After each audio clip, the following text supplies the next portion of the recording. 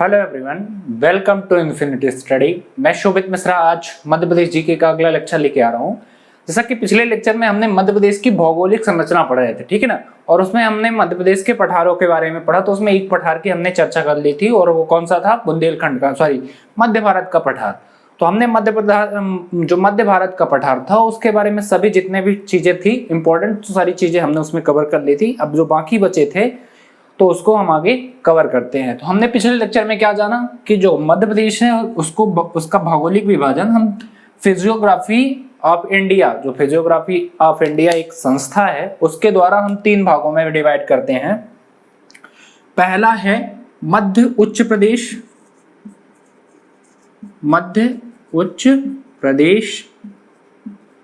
ठीक है। दूसरा था पूर्वी पठार या सतपुड़ा मैकाल श्रेणी,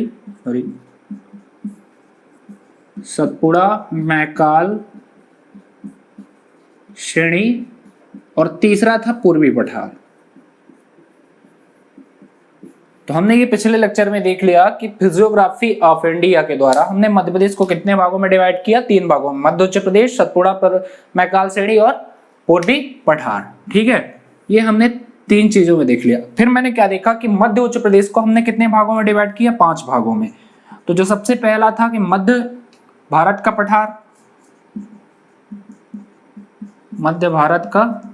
पठार, फिर इसके बाद दूसरा था बुंदेलखंड का पठार,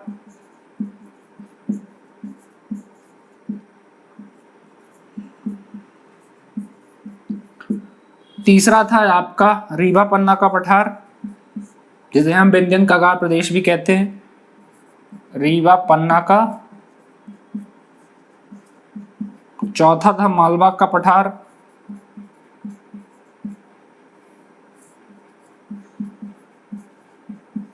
और 5वां था आपका नर्मदा सोन घाटी।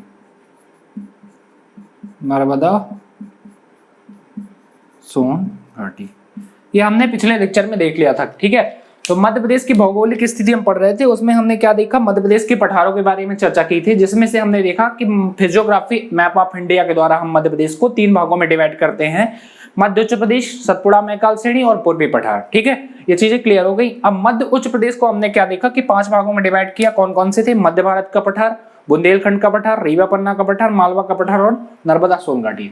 तो देखो पहले हम देखते हैं मध्य उच्च प्रदेश। तो ये वाला, ये जो पूरा रीजन आपको दिख रहा है यहां से लेकर यहां तक, ठीक है, यहां तक, इसको हम किस भाग में डिवाइड कर दिए, मध्य उच्च प्रदेश के अंतर्गत। फिर यहां से लेकर ये पूरा यहां तक इसको पूर्वी पठार में, और ये सतपुड़ा मैकाल श्रेणी, ये पूरा नीचे वाला जो श्रेणी था इसको हमने क्या दिया, सतपुड़ा मैकाल श्रेणी। फिर मध्य उच्च प्रदेश को हमने कितने भागों में डिवाइड किया, 5 भागों में। तो पहला भाग था ये वाला, ये पूरा जो ये वाला रीजन है, ठीक है, ग्वालियर हो गया, शिवपुरी हो गया, मुरैना हो गया, भिंड हो गया, ये ऊपर वाला जो रीजन है, ठीक है, ये कौन सा रीजन है, मध्य भारत का पठार है। ठीक है, इसके बाद ये आपका हो गया टीकमगढ़ हो गया, निमाड़ी हो गया, छतरपुर हो गया, ठीक है, इधर सागर हो गया, दतिया।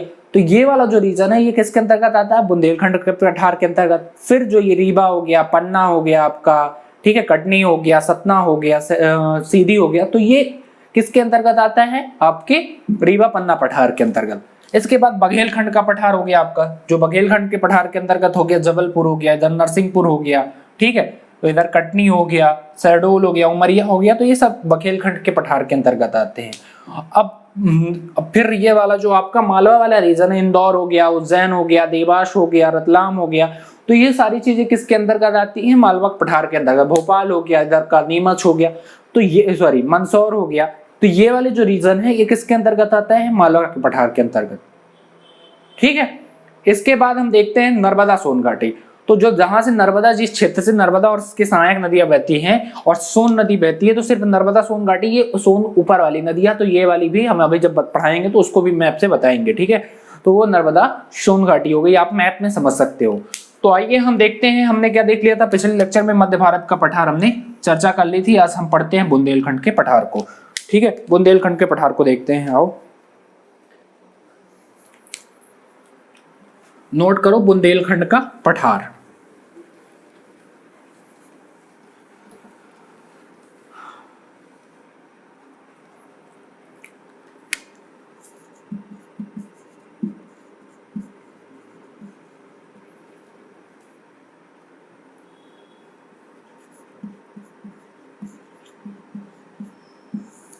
बुंदेलखंड का पठार कहाँ है, ये वाला जो रीजन है, आप मैप में देख लो, ये वाला पूरा रीजन यहाँ से लेकर, ठीक है, तो ये पूरा रीजन किसके अंतर्गत आता है, बुंदेलखंड के पठार के अंदर आता है।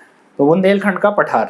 अब देखो बुंदेलखंड का जो स्थिति है, मतलब कि भौगोलिक स्थिति हम इसमें बुंदेलखंड की देखते हैं, भौगोलिक स्थिति में सबसे पहले हम एरिया देखते हैं कि टोटल कितने एरिया में बुंदेलखंड का पठार बसा हुआ है। मतलब कि यदि बुंदेलखंड का आपसे क्षेत्रफल पूछा जाए, कुल कितना क्षेत्रफल है, तो कितना है 23,733 वर्ग किलोमीटर, यानी 23,733 वर्ग किलोमीटर ये किसका है, पूरे बुंदेलखंड एरिया का टोटल एरिया है। मतलब बुंदेलखंड का जो क्षेत्रफल यदि कुछ पूछा जाता है आपसे भौगोलिक स्थिति में, तो हमने कितना बताया, 23,733 वर्ग किलोमीटर टोटल बुंदेलखंड के पठार का क्षेत्रफल है, ठीक है। और ये प्रदेश का यानी पूरे मध्य प्रदेश का कितने परसेंट पे है, 7.70% क्षेत्रफल फैला हुआ है, ठीक है। यानी पूरा जो मध्य प्रदेश है, ठीक है, पूरा मध्य प्रदेश है, तो उसके मात्र 7.70% पर क्या है, बुंदेलखंड का पठार है। मतलब कि जो टोटल एरिया है पूरे मध्य प्रदेश का, उसका कुल कितने परसेंटेज बुंदेलखंड के पठार का है, तो पूरे मध्य प्रदेश का ये बुंदेलखंड का पठार 7.70% पर स्थित है, ठीक है। अब देखो यहाँ पर क्या हमने मध्य भारत के पठार में एक चीज देखा कि वर्षा यहाँ पर बहुत ही कम होती है मध्य भारत के पठार में। लेकिन क्या है कि जो आपका ये बुंदेलखंड का पठार है, यहाँ पर वर्षाएं ठीक होती है, तो यहाँ वर्षा बढ़िया होती है, तो नॉर्मल खेती भी बढ़िया होती है। तो लगभग यहाँ से क्या वर्षा जो होती है वो मैक्सिमम कितनी होती है, 75.100 सेंटीमीटर, ये लगभग यहाँ की वर्षा होती है। बात बुंदेलखंड के में यदि आपको 75 से 76 सेंटीमीटर लगभग साल भर में बारिश होती है, ठीक है। बुंदेलखंड के पठार में तो लगभग नॉर्मली बारिश हो जाती है, तो खेती भी बढ़िया हो जाती है। तो जब बारिश होगी तो तापमान भी यहाँ बढ़िया ठीक ठाक रहेगा, नॉर्मल रहेगा। तो तापमान क्या है यहाँ का, जो तापमान कभी कभी पूछता है एग्जाम में कि बुंदेलखंड एरिया का जो मैक्सिमम तापमान है वो कितना है, यहाँ का मैक्सिमम तापमान है 40.41, ठीक है, डिग्री सेल्सियस, और मिनिमम है यहाँ का तापमान 9 से 12 डिग्री सेल्सियस, 9 डिग्री सेल्सियस से 12 डिग्री सेल्सियस तक यहाँ का तापमान है, ठीक है।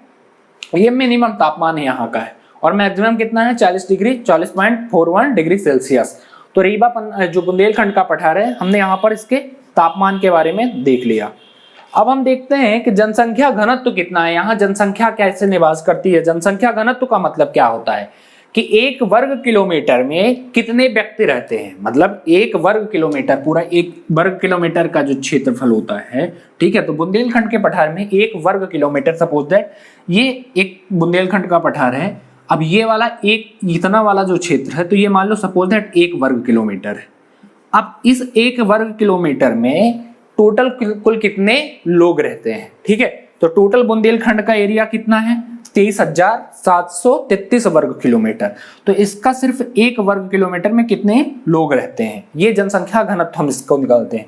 तो बुंदेलखंड का जनसंख्या घनत्व है, बुंदेलखंड का पठार का जनसंख्या घनत्व,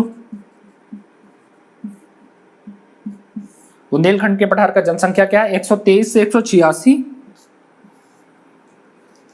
123 से 186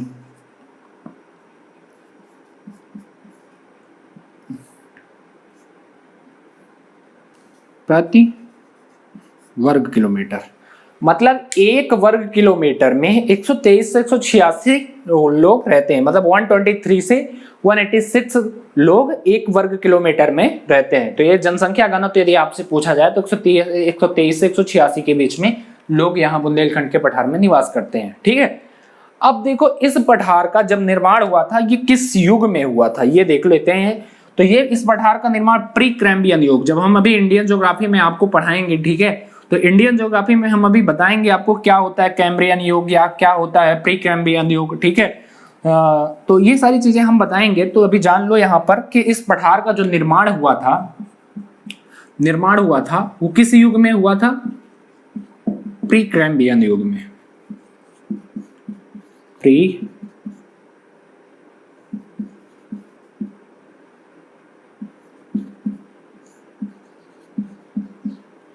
तो बुंदेलखंड का पठार डायरेक्टली क्वेश्चन पूछता है कि बुंदेलखंड का पठार प्री कैम्ब्रियन युग में हुआ था। ठीक है, इसका निर्माण कब हुआ था? प्री कैम्ब्रियन युग में।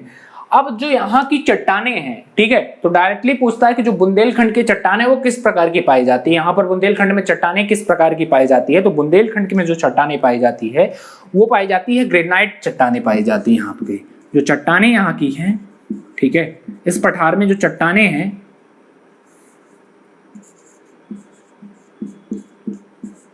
वो किस प्रकार की पाई जाती है? ग्रेनाइट, आर्कियन युग की ग्रेनाइट चट्टानें यहां पर मिलती है।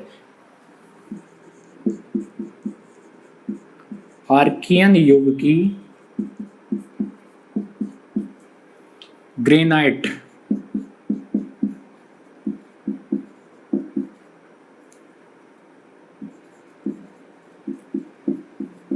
चट्टानें यहां पर मिलती है। ठीक है, आर्कियन युग की ग्रेनाइट चट्टानें या शिस्ट और नस्ट यहाँ पर मिलती है। ये चीजें ध्यान रखना। शिस्ट चट्टानें भी, आग्नेय चट्टानें भी यहाँ पाई जाती हैं। तो यहाँ मुख्यतः 2 से 3 प्रकार की चट्टानें पाई जाती है। तो जो मुख्यतः पाई जाती है वो आर्कियन युग की कौन सी चट्टानें पाई जाती है? ग्रेनाइट चट्टानें पाई जाती है। कहाँ?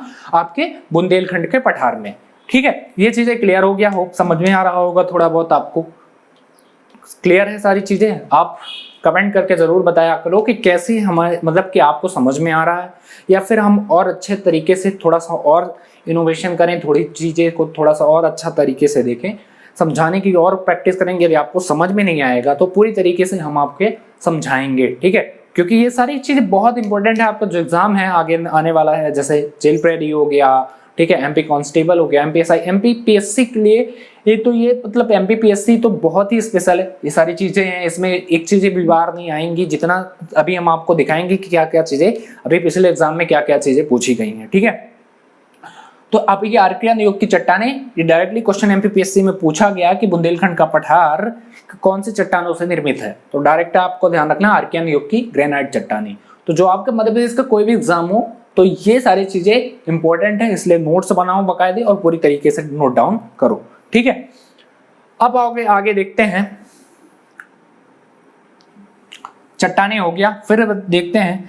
अब देखो बुंदेलखंड पठार के अंतर्गत, देखो ये इंपॉर्टेंट नहीं है लेकिन ध्यान रखना कभी कभी पूछ लेता, क्योंकि तहसीलें पूछ जरूर लेता है। ठीक है, कि मान लो कोई जिला ऐसा है जो थोड़ा सा टच कर रहा हो, उसकी कौन सी तहसील टच कर रही है बुंदेलखंड के पठार को, तो ऐसे डायरेक्टली क्वेश्चन पूछ लेता है। तो हम आइए देख लेते हैं कि जो बुंदेलखंड के पठार के अंतर्गत कौन कौन से जिले सम्मिलित हैं।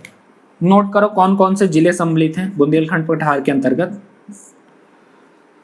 दतिया हो गया, ठीक है, दतिया के बाद हो गया छतरपुर,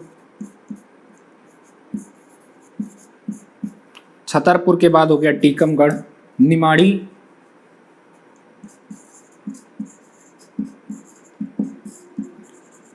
छतरपुर तो हो गया, टीकमगढ़, टीकमगढ़ के बाद हो गया शिवपुरी,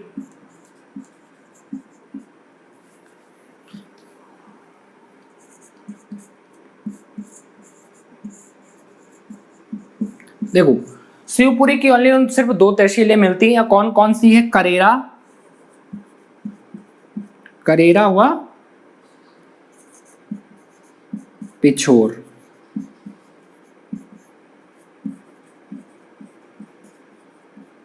ठीक है, तहसील हो गया। इसके बाद हो गया डबरा और भांडेर,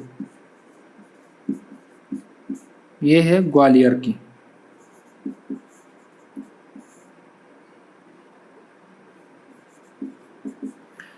और लाहौर, ये किसकी है? भिंड की। देखो बुंदेलखंड के पठार के अंदर कौन कौन से जिले आते हैं? दतिया आता है, ठीक है, दूसरा जिला छतरपुर, निमाड़ी, टीकमगढ़, शिवपुरी और ग्वालियर, भिंड, तो ये जिले आते हैं। लेकिन इसमें से जो शिवपुरी है और ग्वालियर तथा भिंड है, इनके कुछ ही तहसीलें मिलती हैं। तो शिवपुरी की कौन कौन सी तहसीलें मिल रही हैं यहाँ पर, करेरा और पिछोर, दो तहसील ध्यान रखना कि शिवपुरी की कौन सी दो तहसीलें मिल रही हैं, बुंदेलखंड का अंतर्गत आती है, बुंदेलखंड के पठार के अंदर करेरा और पिछोर। जो बाकी तहसीलें हैं वो किसके अंतर्गत आती है, मध्य भारत के पठार के अंतर्गत। ठीक है, इसके बाद डबरा और भांडेर किसके अंतर्गत आती हैं, बुंदेलखंड के पठार के अंतर्गत। ग्वालियर की जो डबरा और भांडेर तहसील है वो किसके अंतर्गत आती है, बुंदेलखंड के पठार के अंतर्गत आती है। अब बाकी जो तहसीलें हैं वो किसके, मध्य भारत के पठार के अंतर्गत आती है।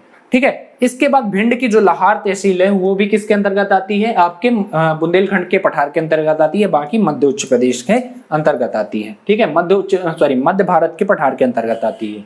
ये चीजें क्लियर हो गया कि कौन कौन से जिले यहाँ पर हैं, दतिया, छतरपुर, निवाड़ी, टीकमगढ़, शिवपुरी और ग्वालियर तथा भिंड, ये जिले हैं। बाकी इनमें 3 जिलों की तहसीलें थोड़ा दो तहसील और एक भिंड की एक तहसील मिलती है कुल।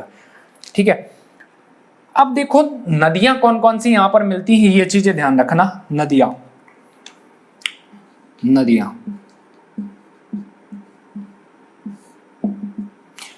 नदियां देखो यहाँ पर कौन कौन सी है, बेतवा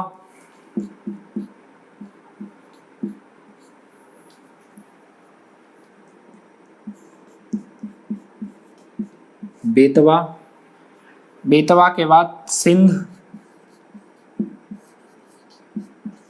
केन, धसान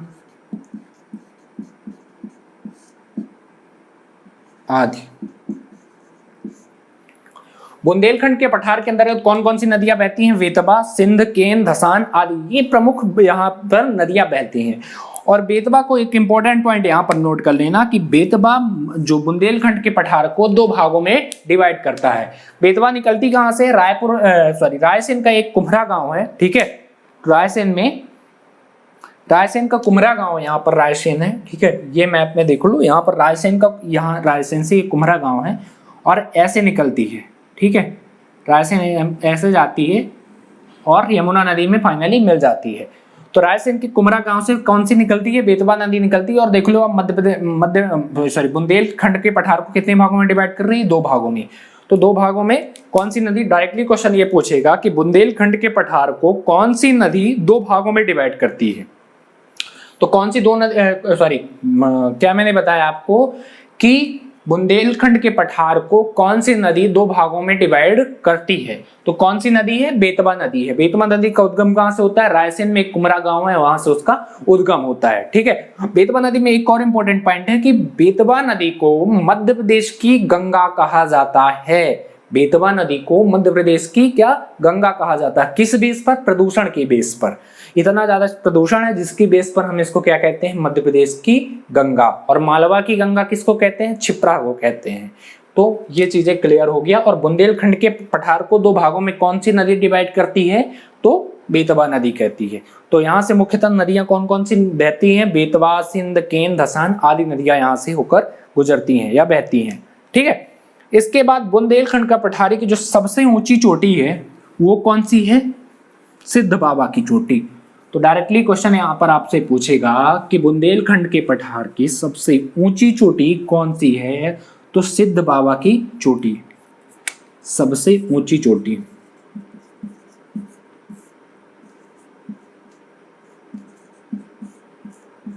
सबसे ऊंची चोटी बुंदेलखंड के पठार की सबसे ऊंची चोटी कौन सी है, सिद्ध बाबा की चोटी।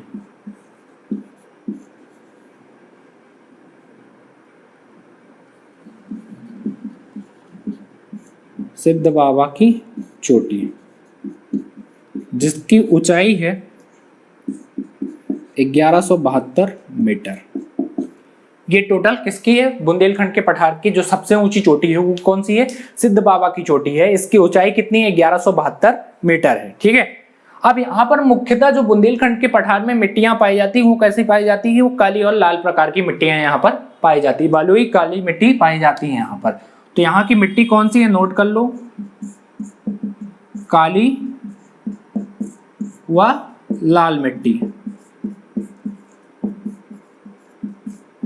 यहाँ मुख्यतः पाई जाती है। बुंदेलखंड के पठार में कैसी मिट्टी पाई जाती है, काली व लाल मिट्टी पाई जाती है। ठीक है, तो ये था बुंदेलखंड के पठार के बारे में, हमने जितनी भी इंपॉर्टेंट चीजें थी वो देख ली। तो यहाँ का एक बार और हमने देखते हैं, ठीक है, कि यहाँ का टोटल क्षेत्रफल कितना है, 23,733 वर्ग किलोमीटर, ठीक है। और यहाँ का जो 23,733 वर्ग किलोमीटर बुंदेलखंड के पठार का टोटल क्या है, क्षेत्रफल है, एरिया है। ये मध्य प्रदेश के कितने परसेंटेज पर है, मध्य प्रदेश के ये टोटल 7.70% से क्षेत्र पर स्थित है बुंदेलखंड का पठार। बुंदेलखंड के पठार की टोटल वर्षा कितनी होती है, 75.7 सेंटीमीटर, ठीक है, सॉरी 75.100 सेंटीमीटर यहाँ की क्या होती है, वर्षा यहाँ पर होती है। यहाँ का जो तापमान है मैक्सिमम कितना है, 40.41 डिग्री सेल्सियस, और मिनिमम कितना है, 9 डिग्री सेल्सियस से 12 डिग्री सेल्सियस के बीच में यहाँ का मिनिमम तापमान है। इसके बाद जनसंख्या घनत्व तो क्या है, 123 से 186 प्रति वर्ग किलोमीटर में यहाँ पर इसका जनसंख्या घनत्व है, ठीक है, बुंदेलखंड के पठार को। इस प्रकार इस पठार का निर्माण कब हुआ था, इस पठार का निर्माण प्री कैम्बियन युग में हुआ था। और यहाँ की चट्टानें कैसे मिलती हैं, आर्कियन युग की ग्रेनाइट चट्टानें यहाँ पर पाई जाती हैं, ठीक है, बुंदेलखंड के पठार में। इसके बाद हमने क्या देखा कि बुंदेलखंड के पठार में कौन कौन से जिले हैं, तो मैंने देखा दतिया, ठीक है, टीकमगढ़, छतरपुर।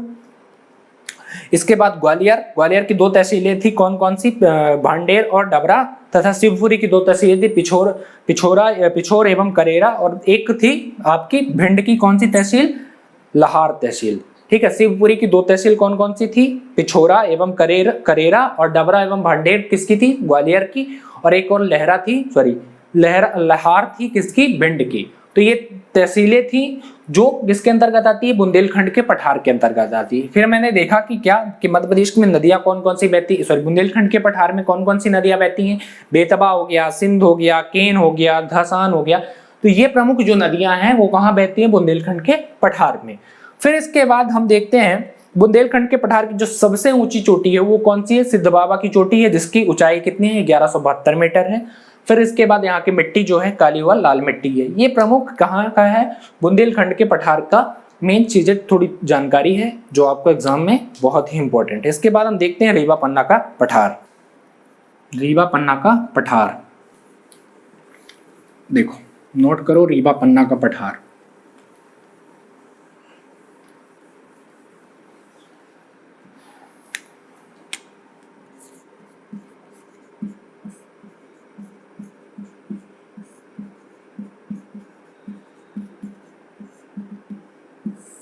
रीवा पन्ना का पठार, रीवा पन्ना का पठार को हम विंध्यन कगारी प्रदेश भी कहते हैं। विंध्यन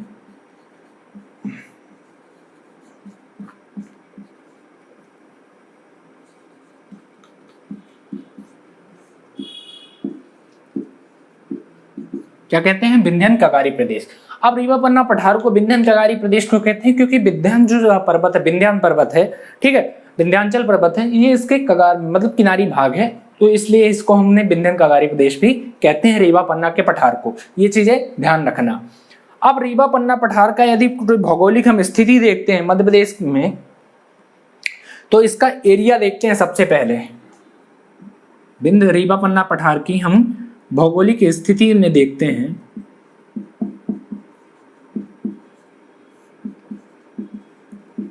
स्थिति में इसका टोटल क्षेत्रफल देखते हैं, यानी एरिया देखते हैं।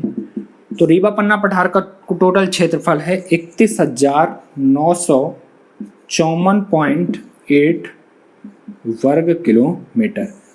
तो ये टोटल क्षेत्रफल है रीवा पन्ना के पठार का 31,954.8 के वर्ग किलोमीटर, 31,954.8 वर्ग किलोमीटर ये टोटल रीवा पन्ना के पठार का क्या है, टोटल एरिया है। ये जो मध्य प्रदेश का है, ये कितने, मध्य प्रदेश के कितने परसेंटेज पर बचा है, तुम प्रदेश के या मध्य प्रदेश के कितने परसेंटेज पर, 10.37% क्षेत्र पे बसा हुआ है। मतलब जो ये पूरा मध्य प्रदेश है, पूरे मध्य प्रदेश का 10.37% क्षेत्र पर रीवा पन्ना का पठार बसा हुआ है या स्थित है, ठीक है। अब देखते हैं,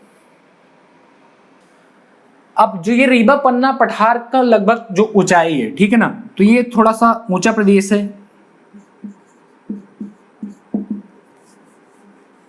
तो इसकी यदि ऊंचाई पूछता है ऊंचाई है 300 से 600 मीटर तक। ठीक है, ये पठार कितना ऊंचा है? 300 से 600 मीटर तक ऊंचा है। ये इसकी मैक्सिमम ऊंचाई है, 300 से 600 के बीच में इसका ये पठार का पूरा ऊंचा क्षेत्र है। अब देखो यहाँ की जो वर्षा होती है वो वर्षा होती बहुत ज्यादा होती है, ठीक है, जिसके कारण यहाँ पर खेती अच्छी होती है। रीवा पन्ना के पठार में खेती बहुत अच्छी है। और पता है आपको कि धान की खेती रीवा के पन्ना के पठार में बहुत अच्छी होती है। जैसे मालवा के पठार में सोयाबीन और गेहूं की खेती बहुत अच्छी होती है, इसी प्रकार रीवा पन्ना के पठार में किसकी? धान की खेती बहुत होती है। तो डायरेक्टली क्वेश्चन पूछेगा कि सबसे पहले, अभी हम बताएंगे जो फसल इसी में पढ़ाएंगे, ठीक है, वर्षा के बाद तो बताएंगे कि किस पठार में सबसे अधिक धान की खेती होती है। तो क्या आ जाएगा? रीवा पन्ना के पठार में। ठीक है, या रीवा पन्ना का पठार सबसे अधिक धान कहाँ होता है? तो रीवा पन्ना के पठार में। ठीक है,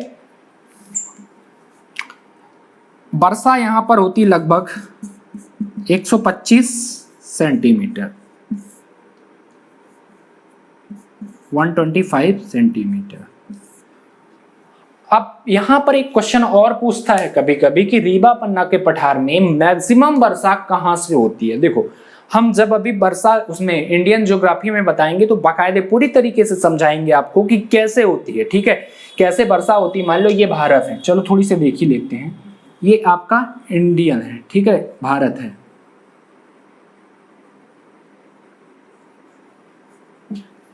तो दो तरह से यहां पर वर्षा होती है। एक ये हो गई जिसको हम कहते हैं लौटता हुआ मानसून, और एक इधर से होती है, हिंद महासागर से वर्षा होती है। ठीक है, तो इसे हम कहते हैं उत्तर पूरब से वर्षा, उत्तर पूर्वी दिशा से वर्षा। और ये वाली जो लौटती हुई मानसून होती है ये कब? गर्मी की ऋतु में करती है, और ये ठंडी की ऋतु में।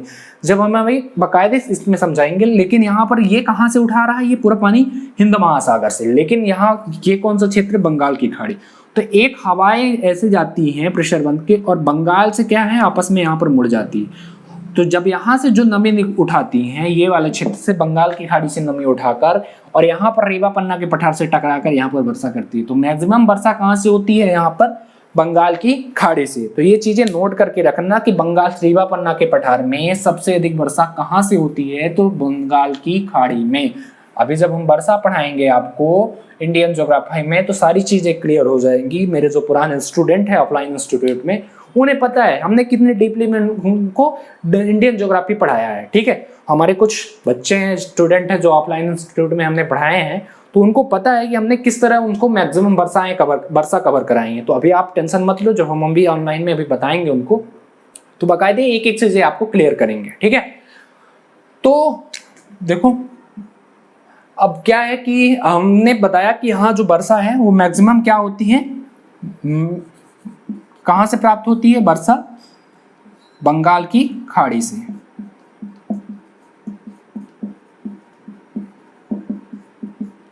ठीक है, बंगाल की खाड़ी से।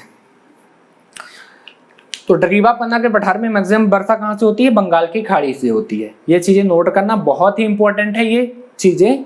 ठीक है, आपके आने वाले एग्जाम में। अब और चीजें देखते हैं हम यहां पर। तो सबसे अधिक वर्षा रीवा पन्ना के पठार में कहां से होती है? बंगाल की खाड़ी में। और टोटल वर्षा कितनी होती है यहाँ पर? तो टोटल वर्षा होती है 125 सेंटीमीटर। ठीक है, अब देखो यहाँ पर जो जिले हैं रीवा पन्ना पठार के अंतर्गत कौन कौन से जिले आते हैं। पहला हो गया रीवा, इसके बाद सतना,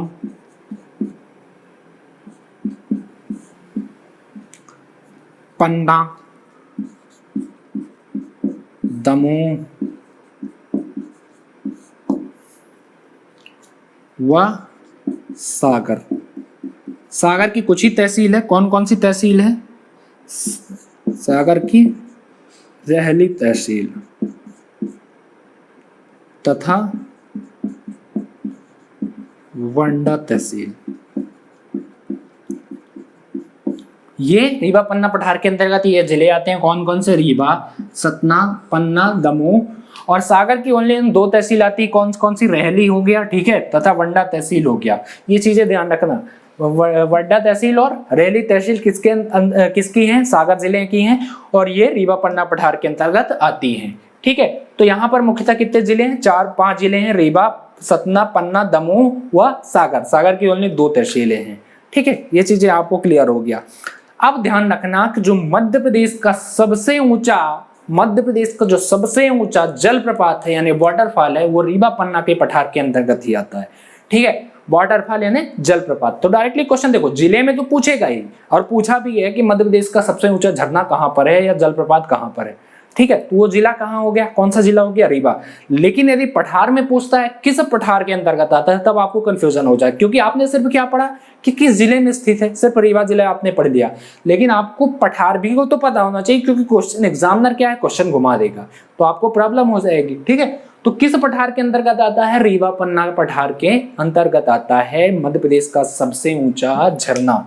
ठीक है, नोट करना यहाँ पर एक इंपॉर्टेंट पॉइंट है कि मध्य प्रदेश का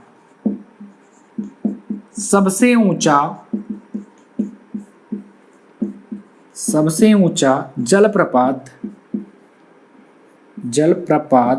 या वाटरफॉल कहाँ है, किसके अंतर्गत आता है, रीवा पन्ना पठार के। और क्या नाम है, बहुती वाटरफॉल। देखो, बहुती को चचाई से कंफ्यूज मत करना, क्योंकि बहुत बच्चे बहुती को क्या कर देते हैं, चचाई से कंफ्यूज कर देते हैं। देखो डिफरेंस बताता हूँ क्यों कंफ्यूज करते हैं, जो पढ़ा होगा उसको पता होगा। बहुती, ठीक है, मध्य प्रदेश का जो सबसे ऊंचा जलप्रपात है वो कौन सा है, बहुती, और किसके अंतर्गत आता है, रीवा पन्ना पठार के अंतर्गत। अभी चीजें, और ये किस नदी पर बसा हुआ है, सेलर नदी पे। सेलर बीहड़ की सहायक नदी है और सेलर नदी पर यह जलप्रपात बना है। बहुती गांव है रीवा के अंतर्गत, उसके यहाँ उसमें ये झरना है, वहां पर है बहुती जलप्रपात। ठीक है, और इसकी ऊंचाई है 197 मीटर, 197 मीटर। ठीक है, ये इसकी इतना ऊंचा है, देखो 197 मीटर ऊंचा बहुती जलप्रपात। अब मैंने एक चीज बोला कि बहुती को आप चचाई से कंफ्यूज मत करना। क्यों, क्योंकि 2016 से पहले मध्य प्रदेश का जो सबसे ऊंचा, क्योंकि इस जलप्रपात की खोज नहीं हुई थी तब। ठीक है, लोगों को उसके बारे में पता नहीं था। जो हमारी सर्वे टीम होती है, ठीक है, जो पर्यटक विभाग होते हैं, ठीक है, उनको इसके बारे में पता नहीं था। लेकिन जब 2016 के बाद खोजा गया तो पता चला कि ये क्या है, मध्य प्रदेश का सबसे ऊंचा झरना है। ठीक है, तो अब आएगा एग्जाम में तो बहुती आपको लगाना है, बहुती जलप्रपात। ठीक है, और देखो मध्य प्रदेश का सबसे ऊंचा झरना कौन सा हुआ, बहुती जलप्रपात कहाँ है, रीवा जिले में। लेकिन जो चचाई जलप्रपात है वो क्या है, 2016 से पहले मध्य प्रदेश का सबसे ऊंचा झरना था, वो भी कहां पर है, रीवा पर ही है चचाई जलप्रपात। ठीक है, तो अब क्या हो गया, मध्य प्रदेश का वो दूसरा सबसे ऊंचा झरना है चचाई जलप्रपात। तो इसलिए मैंने बोला कि बहुती को आप चचाई से कंफ्यूज मत करना। तो दोनों रीवा पे हैं, पहला और दूसरा, तो दोनों नोट कर लेना। मध्य प्रदेश का सबसे ऊंचा जलप्रपात कौन सा है, बहुती है। कहां पर है, किस नदी पर, सेलर नदी पर, इसकी ऊंचाई है 197 मीटर, और ये कहां है, रीवा जिले में। ठीक है, और दूसरा जो सबसे ऊंचा झरना है वो कौन सा है, चचाई जलप्रपात है, इसकी ऊंचाई है 130 मीटर, ये भी कहां पर है, रीवा जिले पर। ठीक है, तो दूसरा सबसे ऊंचा, और ये किस पठार के अंतर्गत आते हैं, रीवा पन्ना पठार के अंतर्गत। अब ये चीजें क्लियर हो गई आपको। आगे देखते हैं यहाँ पर नदियां कौन कौन सी यहाँ पर बस हैं। नदियां रीवा पन्ना पठार के अंदर कौन कौन सी नदी बहती है, केन हो गया, सोनार हो गया, टोन्स हो गया, ठीक है, बीहड़ हो गया, बीहड़ हो गया, और ब्योरमा आदि। यहाँ की मुख्य नदियां कौन कौन सी है, केन, सोन, टोन्स, बीहड़, ब्योरमा। तो ये मुख्यतः यहाँ की नदियां हैं। ठीक है, इसके बाद मिट्टी यहाँ कैसी पाई जाती है, मिट्टी लाल व पीली मिट्टी यहाँ पर मुख्यतः पाई जाती है।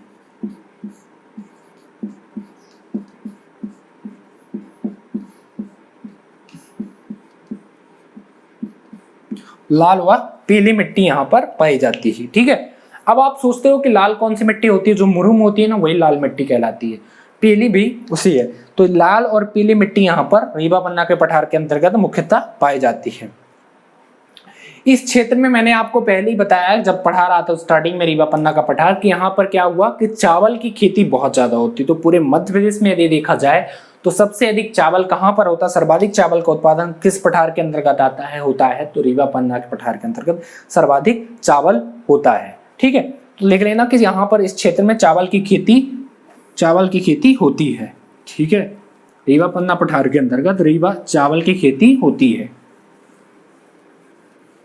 अब देखो पूरे भारत में यदि हम देखा जाए तो एकमात्र जगह क्या है, हीरा उत्पादक है। पूरे भारत में एक जगह हीरा का उत्पादन या उत्खनन होता है और वो कहाँ होता है, रीवा पन्ना पठार के अंतर्गत। तो लिखना पन्ना में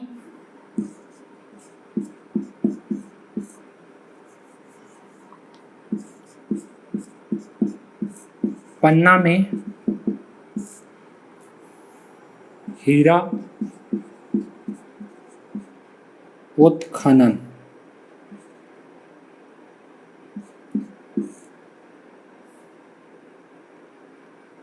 ऐसा लिख लेना, हीरा उत्खनन पन्ना जिले की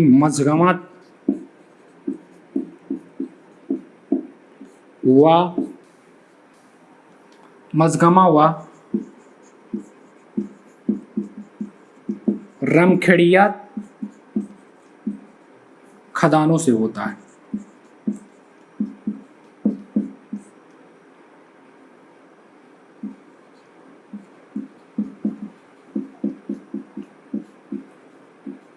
ठीक है, मतलब हीरा उत्खनन जो होता है पन्ना जिले की मझगमा व रमखेड़िया खदानों से होता है। ठीक है, तो अब यहाँ पर देखो पठार में यदि क्वेश्चन पूछेगा कि हीरा उत्खनन किस पठार के अंतर्गत आता है, तब क्या हो जाएगा, रीवा पन्ना का पठार। लेकिन जिला पूछेगा कि भारत में एकमात्र जगह कहाँ है जहाँ हीरा का उत्खनन होता है, तो वो कौन सा जिला है, पन्ना जिला। ठीक है, कौन सा जिला है, पन्ना जिला। और पन्ना जिला में कहाँ होता है, मझगमा और रमखेड़िया खदानों में से होता है। ठीक है, ये चीजें हो गए। अब यहाँ का उद्योग देख लो कि यहाँ पर कौन कौन से उद्योग हैं। तो यहाँ पर दो हैं, सीमेंट उद्योग प्रमुख है, सीमेंट उद्योग, इसीलिए कटनी को क्या बोला जाता है, चूना नगरी। ठीक है, सीमेंट उद्योग। और लाख होता है, लाख का उद्योग, लाख हुआ। कत्था होता है, कत्था उद्योग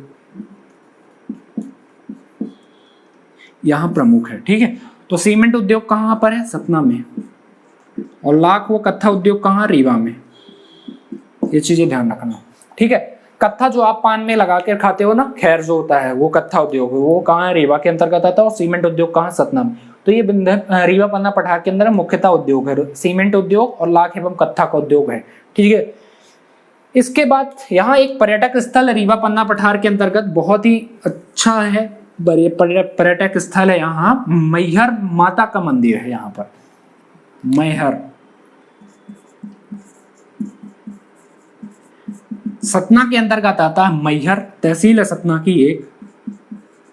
ठीक है, सतना जिले की एक तहसील है मैहर। तो यहाँ पर एक माता का मंदिर है जिसको हम कहते हैं शारदा माता का मंदिर, शारदा माता का मंदिर, माता का मंदिर बहुत ही अच्छा है, बहुत ही मनोरम दृश्य है यहाँ का शारदा माता का मंदिर। लेकिन यहाँ पर ये इंपॉर्टेंट नहीं है। ठीक है, रीवा पन्ना के पठार में शारदा माता का मंदिर इंपॉर्टेंट नहीं है। इंपॉर्टेंट क्या है इसमें कि ये किस पर्वत पर स्थित है, किस जगह पर स्थित है। तो यहाँ पर श्रेणियां हैं, कैमूर व विंध्य की, कैमूर व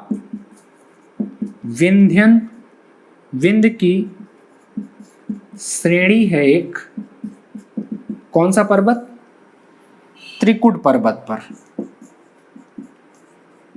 त्रिकुट पर्वत। ठीक है, तो शारदा माता का मंदिर किस पर्वत पर है, त्रिकुट पर्वत पर। ये और ये किसकी श्रेणी पर्वत, ये किसका, कैमूर व विंध्य की श्रेणी है त्रिकुट पर्वत। तो शारदा माता का मंदिर आपको क्लियर हो गया कहाँ पर है, मैहर में है। और मैहर कहाँ, सतना जिले के अंतर्गत है। तो ये क्वेश्चन पूछेगा रीवा पन्ना पठार के अंतर्गत शारदा माता का मंदिर जो है किस पर्वत पर स्थित है, तो त्रिकुट पर्वत पर। ठीक है, तो ये चीजें यहाँ पर इंपॉर्टेंट है यहाँ। ठीक है, तो उम्मीद करता हूँ कि ये चीजें आपको समझ में आई होंगी। तो अब कमेंट करके बताओ आपके वीडियो कैसा लगा। चैनल को सब्सक्राइब करें और वीडियो को ज़्यादा से ज़्यादा शेयर जरूर करें। तो थैंक यू सो मच, मिलते हैं अगले लेक्चर में। हम इसके आगे का भाग पढ़ेंगे जिसमें हम पढ़ेंगे बघेलखंड के पठार को, ठीक है, नर्मदा सोन घाटी, फिर सतपुड़ा मैकाल श्रेणी को पढ़ेंगे, तो और पूर्वी पठार के बारे में थोड़ा सा जानकारी लेंगे और इसके बाद ये हम भौगोलिक स्थिति को खत्म करते हैं। फिर आगे हम पढ़ाएंगे आपको नदियां, पठार खत्म हो गया या पर्वत स्टार्ट कर देंगे। तो ये चीजें क्लियर हो गई आपको, ठीक है। तो थैंक यू सो मच, मिलते हैं नेक्स्ट लेक्चर में।